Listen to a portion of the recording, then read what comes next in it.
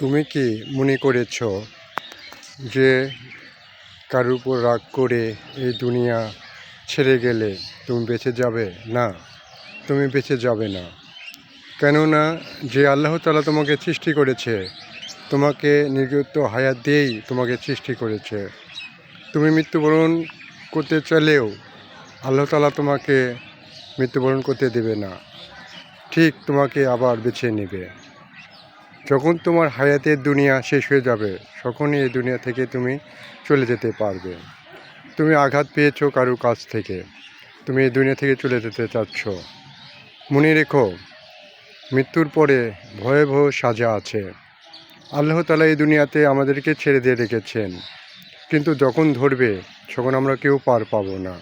তাই আমরা নিজে হাতে জীবন তুলে নেব না। আমরা অপেক্ষায় থাকব যে আল্লাহ তাআলা যে কোনো সময় আমাদেরকে নিয়ে যেতে পারে। তাই আমরা নিজের হাতে কেউ জীবন তুলে নেব না। আমরা আল্লাহর উপর অপেক্ষা করে থাকব। আল্লাহ তাআলা আমাদেরকে দুনিয়াতে যে জন্য দিয়ে পাঠাচ্ছে, আমরা সেগুলো কাজ নিয়মিত করব। যদি আল্লাহ তাআলার কাজ করি তাহলে জান্নাত নিশ্চিত। আর যদি আল্লাহ তাআলার কাজ আমরা সঠিকভাবে পালন না করি, তাহলে আমাদের ঠাঁই কোথায় হবে যা আমরা নিজেরাই বুঝতে পারছি। তাই আমরা কেউ আল্লাহ তাআলা চাওয়া না পর্যন্ত নিজের হাতে জীবন তুলে নেব না। যতই কষ্ট হোক না কেন, আমরা কেউ নিজের হাতে জীবন তুলে নেব না। আমরা অনেকেই মানুষের কথায় আঘাত পেয়ে আমরা এই দুনিয়াতে ছাড়তে চাই, কিন্তু মনে রেখো, আল্লাহ তাআলা মৃত্যুর পরে ভয়াবহ শাস্তি বিধান রেখে দিয়েছে। ওই দুনিয়াতে তুমি কীভাবে পার পাবে?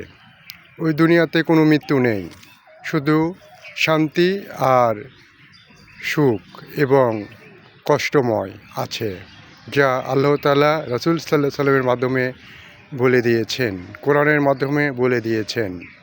তাই আমরা নিজের হাতে কেউ জীবন তুলে নেব না। আমরা সুন্দরভাবে আল্লাহ ও রাসূলের পথে চলব। যখন মৃত্যু আসবে, তখনই এই দুনিয়া থেকে আমাদেরকে চলে যেতে হবে। তাই নিজের হাতে আমরা কেউ জীবন তুলে নেব না। সবাইকে কথাগুলো ভালো লাগলে শেয়ার করে ছড়িয়ে দিন।